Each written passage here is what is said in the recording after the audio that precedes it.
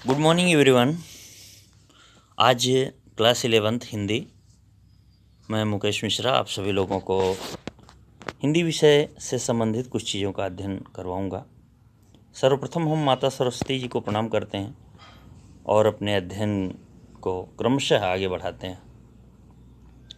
वह माता सरस्वती जी जो उज्ज्वल यश कीर्ति का संवर्धन करें, उनको प्रणाम करते हुए हम आगे बढ़ते हैं। हम हमारे पठन कार्य में एक पुस्तक आती है आरोह, एक आती है वितान क्लास 11th के लिए। एक और आती है रचना और अभिव्यक्ति, जिसको अभिव्यक्ति और माध्यम करके लिखते हैं। तो अभिव्यक्ति और माध्यम में से पत्रकारिता से संबंधित, कविता रचना से संबंधित तमाम चीज़ें दी गई रहती हैं। उसमें कुछ ही क्वेश्चन होते हैं, एक एक नंबर के 5 क्वेश्चन आते हैं और 5-5 नंबर के 2 क्वेश्चन आते हैं, यानी 15 नंबर उस पुस्तक से। और बाकी आपका आरोह, जिसमें गद्य और पद्य दोनों हैं। वितान नामक पुस्तक है जिसमें बड़ी बड़ी कहानियां हैं, केवल गद्य ही हैं। आइए हम गद्य के बारे में जानते हैं। उचित प्रकार की शिक्षा का अर्थ है प्रज्ञा को जागृत करना, और केवल ऐसी ही शिक्षा एक नवीन संस्कृति तथा शांतिमय विश्व की स्थापना कर सकेगी। साहित्य का पूरा उद्देश्य है शांतिमय विश्व की स्थापना। साहित्य लोगों को एक दूसरे से प्रेम सिखाता है। साहित्य एक दूसरे से मिलना, एक दूसरे से प्रेम करना, एक दूसरे का सहयोग करना। बिना सहयोग के कोई अर्थ नहीं है जीवन का।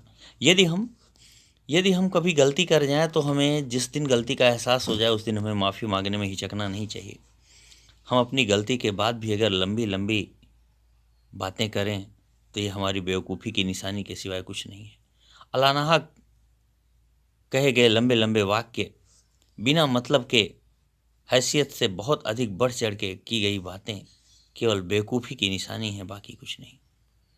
व्यक्ति का झुकना, व्यक्ति की विनम्रता व्यक्ति को महान बनाती है, अन्यथा इंसान तो सारे एक जैसे होते हैं।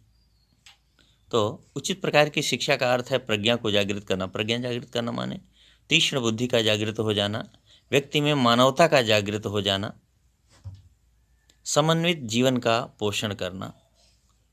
समन्वित जीवन क्या है? जैसे हमें हर चीज़ चाहिए वैसे और लोगों के लिए भी बहुत सारी चीज़ें उपलब्ध हों। इसके लिए हम उनके रास्ते में रोड़ा न बने, हम स्वयं जिएं और दूसरे को जीने दें। केवल ऐसी ही शिक्षा एक नवीन संस्कृति और शांतिमय विश्व की स्थापना कर सकेगी। जब ऐसी शिक्षा होगी जिसमें प्रज्ञा जागृत होगी, समन्वित जीवन जीने का एक आधार मिलेगा, तो निश्चित ही विश्व शांतिमय हो जाएगा। फिर टेररिज्म नहीं होगा, फिर कोई वाद नहीं होगा, फिर धार्मिक भेद नहीं होगा, फिर क्षेत्रवाद नहीं होगा। ये चीज़ें नहीं होंगी। यही कार्य करता है हमारा साहित्य। इस परिभाषा को लिखने वाले जे कृष्णमूर्ति जी हैं। जे कृष्णमूर्ति जी ने कुछ और लिखा है। उचित प्रकार की शिक्षा का अर्थ है प्रज्ञा को जागृत करना तथा समन्वित जीवन का पोषण करना, और केवल ऐसी शिक्षा एक नवीन संस्कृति तथा शांतिमय विश्व की स्थापना कर सकेगी। एक और परिभाषा आई है, हजारी प्रसाद द्विवेदी जी ने लिखा है साहित्य का व्याकरण नामक ग्रंथ में। कोई भी पुस्तक कुछ शब्दों का संघात है, संगठन है, एकत्रीकरण है। शब्दों के समूह ही तो पुस्तक कहलाते हैं। शब्दों के समूह के अलावा पुस्तक का कोई दूसरा स्वरूप नहीं। पुस्तक जिल्द नहीं, पुस्तक पेज नहीं, शब्दों का समूह है, भावनाओं का उफान है, ज्ञान का भंडार है, जानकारियों की पूंजी है। परंतु वे शब्द सजाकर इस प्रकार रखे गए होते हैं कि उसमें हम एक अर्थ पाते हैं। अगर शब्दों का रख रखाव ऐसा हो जिसमें कोई अर्थ ही ना निकले तो वैसा वाक्य, ऐसा साहित्य किसी काम का नहीं है। साहित्य का व्याकरण हजारी प्रसाद द्विवेदी जी ने इसी में लिखा है। कलाकार होने के लिए जरूरी है कि वह चीज़ों को कस कर पकड़े और अनुभव को स्मृति में, स्मृति को अभिव्यक्ति में, तत्व को रूप में डाले। कलाकार होने के लिए जरूरी है, कलाकार यानी एक कवि होने के लिए, रचनाकार होने के लिए जरूरी है कि वह चीज़ों को कसकर पकड़े, यानी किसी चीज़ का ठोस नॉलेज रखे और पूरी अच्छे से जानकारी दे। जब वो किसी चीज़ का गहन और गहराई के साथ अनुभव करेगा, उसकी याद में वो चीज़ बनी रहेगी। और उस स्मृति को, उस याद को जब अभिव्यक्त करेगा, दूसरे के सामने पेश करेगा, प्रेजेंट करेगा, तो वह चीज़ काफ़ी प्रभावशाली होगी और तत्व को रूप में ढाले, यानी ईश्वर तत्व, परम ज्ञान, श्रेष्ठ ज्ञान, सबसे बेहतरीन ज्ञान जो हैं उनको स्वरूप में ढाले, यानी केवल ज्ञान पुस्तक तक ही नहीं, लोगों के व्यवहार तक आए। यह काम साहित्य करता है। कला का प्रयोजन नामक ग्रंथ में ये लिखा हुआ है। अर्नेस्ट फिशर नामक वैज्ञानिक ने लिखा हुआ है। कहानी और फैंटेसी, यह एक शीर्षक है। नामवर सिंह ने लिखा हुआ। नामवर सिंह का एक व्याकरण भी आता है। नामवर सिंह हिंदी में बड़े ही प्रख्यात विद्वान माने जाते हैं। कंपटीशन की बुकों में भी नामवर सिंह का काफ़ी चलता है। कहानी शायद समय की कला है। किसी समय की सारी घटनाओं को ऐसा पिरो देना, ऐसा बांध देना। कहानी निश्चित है वैसी नहीं होती है जैसा रियल में होता है। कहानी में कुछ न कुछ बदलाव जरूर किया जाता है और बदलाव ऐसा होता है जिस बदलाव का प्रभाव हमें जीवन में हमारे लिए भी बहुत कुछ सिखा जाता है। समय के साथ कहानी अनेक प्रकार की कलाएं सिखाती है। जब समय बीतता है तो कहानी अनेक कलाएं सिखाती है। कहानी से हमें बहुत सारी चीज़ें पता चलती हैं। व्यवहार कैसे किया जाता है ये पता चलता है, संवाद कैसे होता है ये पता चलता है। कहानी से ये पता चलता है कि जीवन में लोग हमारे साथ कैसा व्यवहार करेंगे। कहानी से हमें ये पता चलता है कि हमें किस रास्ते पे चलने से बाकी जीवन में हमें खुशियाँ मिल सकेंगी और किस रास्ते पे चल के हम केवल कांटे बटोर सकेंगे। कभी वर्षों को समेटकर एक क्षण में बांध लेती हैं, कभी क्षण को खोलकर वर्षों में फैला देती हैं।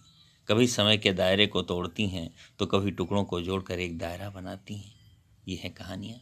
ये लिखा है नामवर सिंह जी ने कहानी और फैंटेसी नामक शीर्षक के अंतर्गत। मतलब एक क्षण में बांध लेती हैं, कभी क्षण को खोलकर वर्षों, यानी कहानी किसी एक दिन की कहानी को जीवन के कितना बड़ा करके लिख दिया जाता है। कभी समय के दायरे को तोड़ती है। कहानी समय के दायरे को तोड़ती भी है।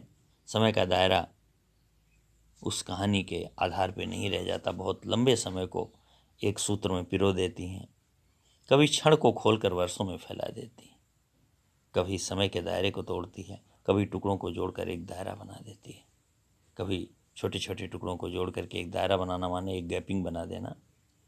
यानी हमें ये सिखाती है कि किन चीज़ों से हम दूर रह के अपने जीवन को संवार सकते हैं, सुधार सकते हैं, और किन चीज़ों को छोड़ देने के बाद हम अपने जीवन में कुछ नहीं कर सकते हैं। अब जीवन में साहित्य का क्या स्थान है, इसके लिए दो लाइनें। साहित्य वह जादू की लकड़ी है जो पशुओं में, ईंट पत्थरों में, पेड़ पौधों में भी विश्व की आत्मा का दर्शन करा देती है। साहित्य जादू की लकड़ी, कैसे? जो पशुओं में, ईंट पत्थरों में, पेड़ पौधों में भी विश्व की आत्मा का दर्शन करा देती है। साहित्य ही है।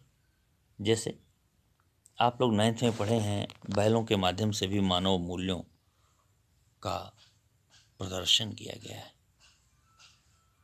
यहाँ तक कि पशु पक्षियों की कहानियाँ सुन करके भी अपने जीवन में हम बहुत कुछ सीखते हैं।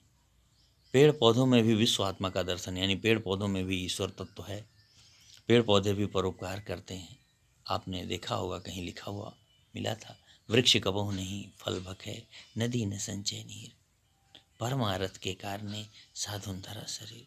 कहा साधु लोग ऐसे ही परोपकार करते हैं जैसे वृक्ष कभी अपने फल को नहीं खाते, नदी कभी अपने पानी को एकत्रित नहीं करती। यह उसका प्राकृतिक स्वभाव है। यानी हमें भी ऐसा ही करना चाहिए। हमें अपने आनंद को दूसरों के लिए बांटना चाहिए। हमें अपने सफलताओं का श्रेय अपने से बड़े, अपने से पूज्य लोगों को देना चाहिए, अन्यथा हम मानव कहलाने के लायक नहीं हैं। अगर प्रकृति ऐसा करती है तो हम में तो आत्मा निवास करती है, वह आत्मा ईश्वर का अंश है, फिर हम ऐसा क्यों नहीं कर पाते? यानी ये अगर ये पेड़ पौधे भी करते हैं तो पेड़ पौधे में भी विश्व की आत्मा यानी भगवान निवास करता है, यह बात प्रमाणित हो जाती है। आइए हिंदी के कहानीकार ही नहीं, उपन्यासकार, हिंदी के जरिए उन लोगों तक पहुंचने वाले लेखक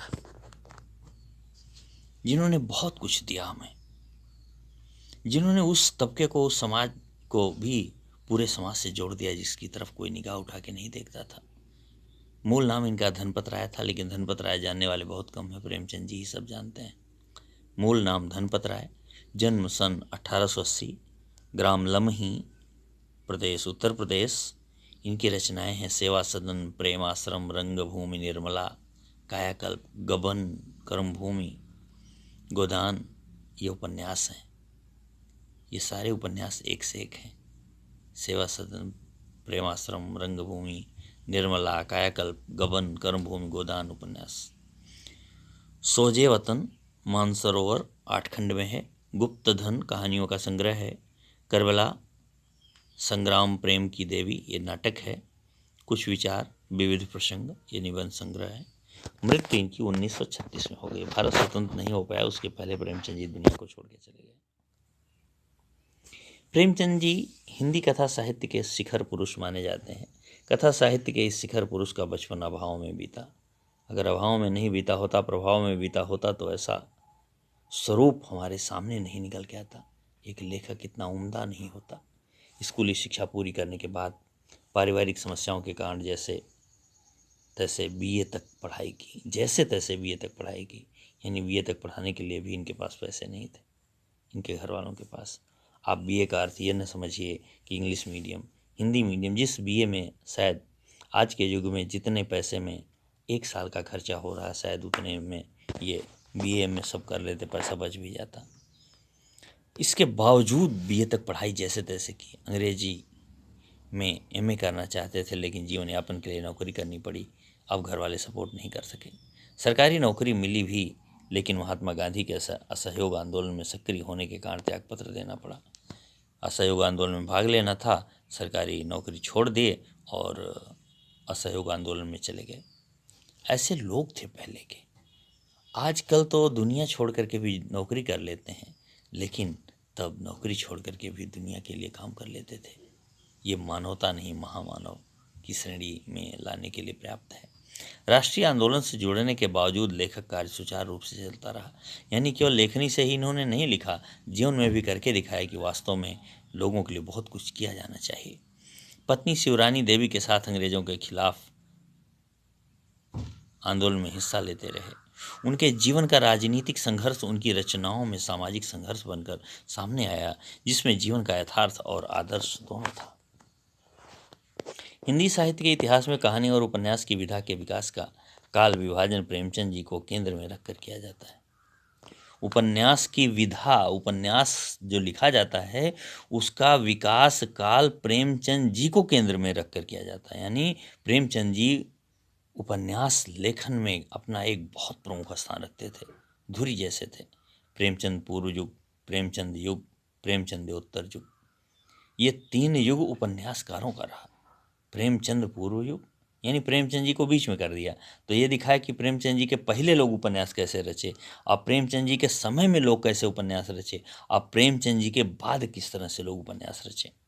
यह प्रेमचंद के निर्विवाद महत्व का स्पष्ट प्रमाण है।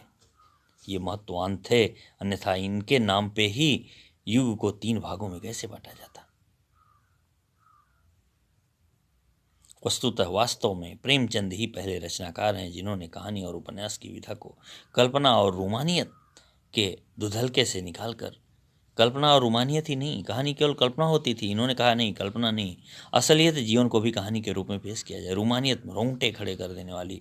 पहले ऐसी कल्पनाएं होती थीं जिससे आदमी भौचक्का हो जाए, लेकिन उस धुंधलेपन, कहानी का वो धुंधला स्वरूप था, लेकिन प्रेमचंद जी ने वहाँ से निकल करके यथार्थ की ठोस जमीन पर कहानी का लेखन किया, कहानी को लाके दिखाया। कहानी में यथार्थ होना चाहिए, असलियत जीवन की नहीं होगी तो कहानी नीरस हो जाएगी। ऐसी कहानियाँ लिखो जो जीवन के वास्तविक सच को दिखाती हों और सच से बनी हुई हों।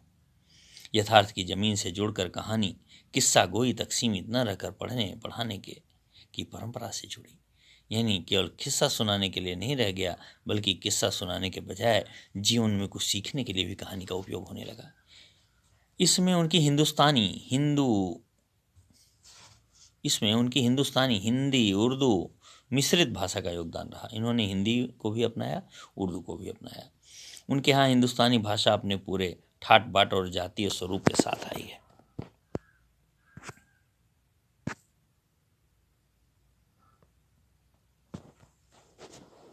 उनका आरंभिक कथा साहित्य कल्पना संयोग और रूमानियत के ताने बाने से बुना गया है, लेकिन एक कथाकार के रूप में उन्होंने लगातार विकास किया और पंच परमेश्वर जैसी कहानी, सेवा सदन जैसे उपन्यास के साथ सामाजिक जीवन को कहानी का आधार बनाने वाले यथार्थवादी कला के अग्रदूत के रूप में सामने आए। पंच परमेश्वर कहानी को ही ले लीजिए। एक बार उस पंच परमेश्वर कहानी में इन्होंने दिखाया कि किस तरह से पंच माने जज, ग्रामीण स्तर पर जज, जिनको जज बनाया जाता है किसी घटना के निवारण के लिए, वो भले ही आपका अपना ही कोई क्यों न हो, लेकिन आपको जज मीन्स जज, जिसकी गलती हो दंड केवल उसी को मिलना चाहिए। अगर ऐसा नहीं हुआ तो आपका जज होना बेकार है। जो न्यायमूर्ति करके आप सुनते हैं, उस न्यायमूर्ति का अर्थ ही है, शास्त्र कहता है कि चाहे एक तरफ दुश्मन का बेटा हो, एक तरफ अपना बेटा हो, लेकिन जिसकी गलती है दंड केवल उसी को मिलना चाहिए, क्योंकि आप जज की कुर्सी पे बैठाए गए हैं। जज ईश्वर का दूसरा स्वरूप होता है, वहाँ पे अपना और पराया कोई नहीं होता। अगर ऐसा नहीं आप कर सके तो भगवान भी आपको माफ़ नहीं करेगा। तो पंच परमेश्वर कहानी वास्तव में बेजोड़ है, जिसमें पहली बार जज की कुर्सी पे बैठे लोग कुछ पक्ष लेते हैं, और लेकिन दूसरी बार एक वृद्धा के लिए जज का निर्णय ऐसा आता है जिससे लोग चौंक जाते हैं। अपने परम मित्र के खिलाफ जजमेंट सुना दिया जाता है, और ये अभूतपूर्व चीज है।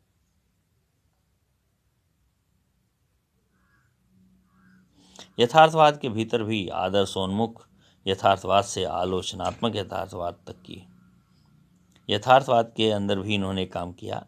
आदर्श का वर्णन किया। यथार्थवाद माने रियलिटी एक्सप्लेन, असलियत की व्याख्या करना। आलोचनात्मक यथार्थवाद, एक यह भी यथार्थवाद है कि किसी की आलोचना की जाए, उनकी कमियां निकाल के सामने की जाए, ये भी एक प्रकार है लेखन का। विकास यात्रा प्रेमचंद ने की, यथार्थवाद तक की विकास यात्रा प्रेमचंद ने की। आदर्शोन्मुख यथार्थवाद स्वयं उन्हीं की गढ़ी हुई संज्ञा है।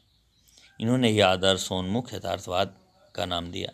यह कहानी और उपन्यास के क्षेत्र में किए गए उनके ऐसे रचनात्मक प्रयासों पर लागू होती है जो कटु यथार्थ का चित्रण करते हुए भी समस्याओं और अंतर्विरोधों को अंततः एक आदर्शवादी और मनोवांछित समाधान तक पहुंचा देती है। सेवा सदन, प्रेमाश्रम आदि उपन्यास और पंच परमेश्वर, बड़े घर की बेटी, नमक का दरोगा आदि कहानियां ऐसी ही हैं। बाद में उनकी रचनाओं में यह आदर्शवादी प्रवृत्ति कम होती चली गई और धीरे धीरे वे ऐसी स्थिति तक पहुंचे जहां कठोर वास्तविकता को प्रस्तुत करने में वे किसी तरह का समझौता नहीं करते थे। एक समय आया, बिल्कुल कड़वा सच दिखाना प्रारंभ किया, जो सब लोगों के बस की बात नहीं होती, क्योंकि समाज का भीषण विरोध सहना पड़ता है, कलेजे को मजबूत करना पड़ता है। पत्रकार भी किसी की असलियत बहुत वर्णन करे तो उसके जीवन की क्या गति होती है आप लोगों से अछूता नहीं।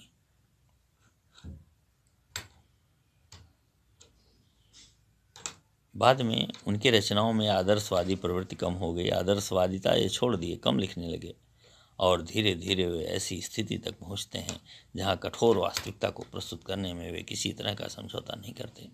गोदान उपन्यास और पूस की रात, कफन आदि कहानियां इसके सुंदर उदाहरण है। गोदान उदाहरण है। गोदान हो ही नहीं पाता, गोदान के बारे में ही पूरा जीवन सोचता है, सारा काम करता है, गोदान नहीं हो पाता। पूस की रात, भीषण ठंडी है, ठंडी में मरता है, जो कुछ पैसा आया रहता है कर्जा निपटा देता है। एक रात बीतना मुश्किल है, कंबल खरीदना है, कंबल नहीं खरीद पाता क्योंकि बनिया बहुत फजीहत करता है, बेइज्जत करता है। और अंत में जिस खेत को रखाने के लिए वो रोज जाके ठंडी की रात में खेत पे सोता था, उस खेत को नीलगाय चर जाती हैं। जब खेत ही नहीं रहा तो आना क्यों होगा, जब आना नहीं होगा तो ठंडी क्यों लगेगी। घर में ही किसी तरीके से पुआल इत्यादि फटे चीथड़े भी ओढ़ करके काम चला लेंगे, लेकिन अब ठंडी में आना नहीं होगा। इस पर भी सुकून, यानी कभी कोई बर्बाद होकर खुश नहीं हुआ होगा, लेकिन पूस की रात में तो किसान बर्बाद होकर के खुश होता है। चलो जान तो बचेगी, फसल बर्बाद हो गई कोई बात नहीं। ऐसा उदाहरण, ऐसी कठोर यथार्थवादिता और कहीं देखने को नहीं मिलती। कफन आदि कहानियां भी इसी तरह का बेजोड़ उदाहरण है, जो प्रेमचंद जी ही लिख सकते हैं।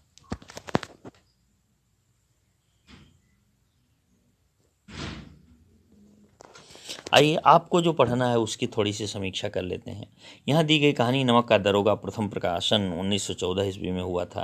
प्रेमचंद जी की बहुचर्चित कहानी है, जिसके आदर्शोन्मुख यथार्थवाद के एक मुकम्मल उदाहरण के रूप में देखी जा सकती है। कहानी में ही आए हुए एक मुहावरे को लें तो यह धन के ऊपर धर्म की जीत कहानी है। धन और धर्म को हम क्रमशः सद्वृत्ति और असद्वृत्ति, बुराई और अच्छाई, असत्य और सत्य इत्यादि भी कह सकते हैं। कहानी में इनका प्रतिनिधित्व क्रमशः पंडित अलौपीदीन और मुंशी बंशीधर नामक पात्रों ने किया है। ईमानदार कर्मयोगी मुंशी बंशीधर को खरीदने में असफल रहने के बाद पंडित अलौपीदीन अपने धन की महिमा का उपयोग कर उन्हें नौकरी से मुअत्तल करा देते हैं, लेकिन अंततः सत्य के आगे उनका सिर झुक जाता है। वे सरकारी महकमे से बर्खास्त बंशीधर को बहुत ऊंचे वेतन और भत्ते के साथ अपनी सारी जायदाद का स्थायी मैनेजर नियुक्त करते हैं और गहरे अपराध बोध से भरी हुई वाणी में निवेदन करते हैं, परमात्मा से यही प्रार्थना है कि वह आपको सदैव वही नदी के किनारे वाला बेमुरव्वत उद्दंड किंतु धर्मनिष्ठ दरोगा बनाए रखे। क्यों? क्योंकि जब इनको पकड़ा था नमक का कालाबाजारी करते हुए, तो वे धर्मनिष्ठ बने रहे, ईमानदार बने रहे, पैसे की लालच में नहीं आए और अपनी नौकरी तक गंवा दिए। न्यायालय में इनको शर्मिंदा भी होना पड़ा, लेकिन फिर भी उन्होंने सत्य के रास्ते पे चलने से अपने आप को हटाया नहीं।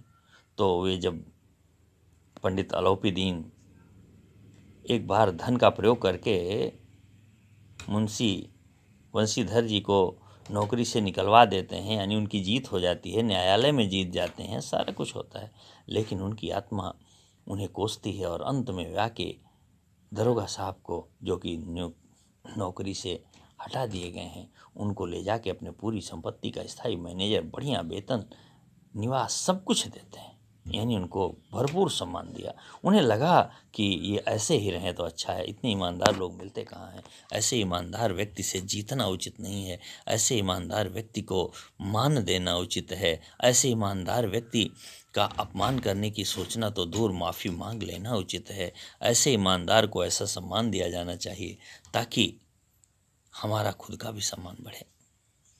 कहानी के इस अंतिम प्रसंग से पहले तक की समस्त घटनाएं प्रशासनिक और न्यायिक व्यवस्था में व्याप्त भ्रष्टाचार और उस भ्रष्टाचार की व्यापक सामाजिक स्वीकार्यता को अत्यंत साहसिक तरीके से हमारे सामने उजागर करती हैं। ईमानदार व्यक्ति के अभिमन्यु के समान निहत्थे और अकेले पड़ते जाने की यथार्थ तस्वीर इस कहानी की बहुत बड़ी खूबी। ईमानदार व्यक्ति अकेला पड़ जाता है, सारे लोग उस पर व्यंग्य कसते हैं, वह अंत में हारता भी है, लेकिन हारने के बाद एक दिन ऐसा जरूर आता है कि उसकी ईमानदारी की कदर लोगों को हो जाती है, और जब लोगों को कदर होती है तो उस समय व्यक्ति कितना महान बनता है, देखते ही बनता है।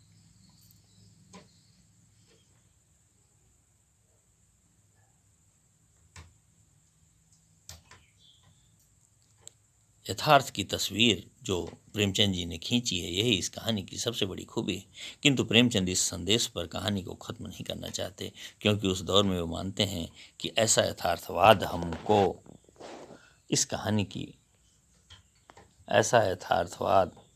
हमको निराशावादी बना देता है।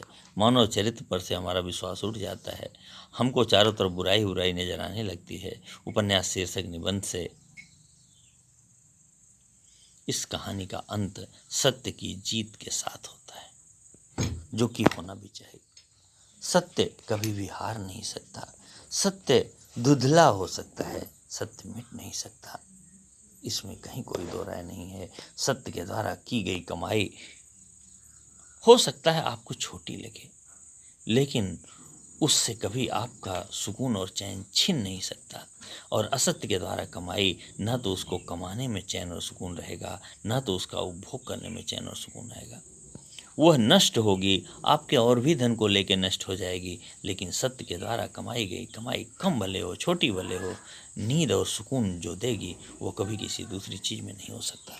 आइए, आज का वीडियो बस इतना ही। बहुत बहुत धन्यवाद।